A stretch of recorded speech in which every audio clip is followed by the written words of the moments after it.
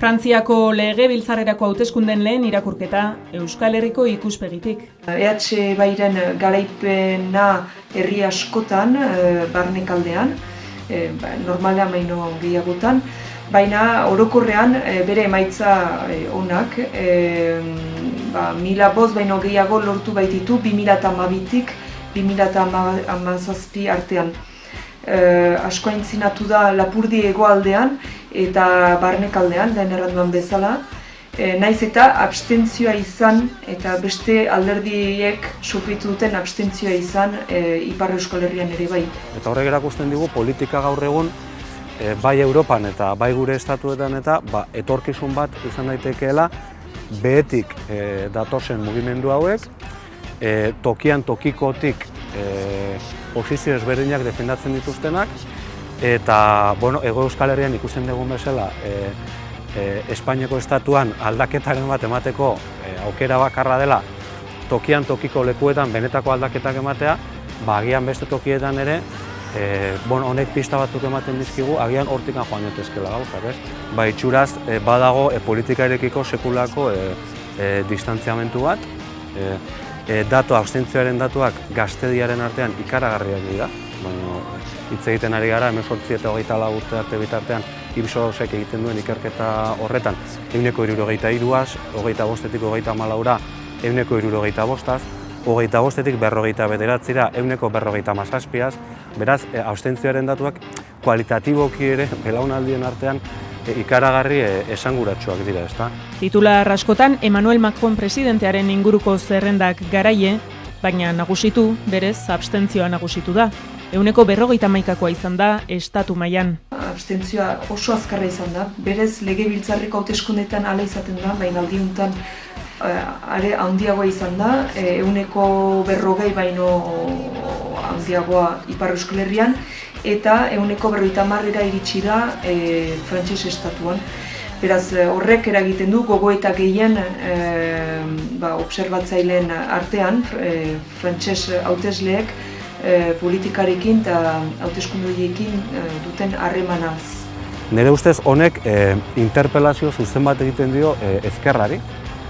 Hain zuzen ere, ezkerrak delako nolabait gobernuaren aurrean edo berak defenditzen duen proiektu neoliberal horren aurrean oposizioa egin dezaken bakarra. Eta momentu honetan hori lortu ez duenez alternatiba izatea lortu, egongo den oposizio bakarra Macronen gobernuari instituzioetatik kanpora egongo den oposizioa izango da. Momentu honetan Frantziak hauteskundeek eta azken urtetako prozesu hone guztiak erakusten duen gauzetakoa da, nire ustez edo sintometakoa da, gaur egun politika mailan dagoen aferarik importanteenetakoa dela herritarrak alderdi politikoekin edo talde politikoekin edo erakunde politikoekin eta horien bidez nola harremantzen diren politikarekin, ezta? Orduan, modelo oso bat dago zalantzan, modelo oso batek ez du funtzionatzen, denbora garama funtzionatu gabe, eta Europa mailan ikusten diren joera ezberdinek hori adierazten digute, ezta? Inkluso, proiektu neoliberala defendatzen dutenek ere, bilatu behar esan dituztelako forma berriak herritarrengana beste modu batera, herritarrekiko harreman hori beste modu batera planteatzeko. Bilatu eta topatu, presidentearen boterea egonkortzea edo egonkortzen uztea erabaki dute herritarrek, eta printzipioz, eroso gobernatu ahal izango du. Emmanuel Macronen alderdiak edo mugimenduak gehiengo absolutua lortu duela legebiltzarrean, 132 lortu du, eta horrek presidente gaztea indartu du asko. Ipar Euskal Herrian ere emaitza oso onak egin ditu, 3 hautesbarrutietan.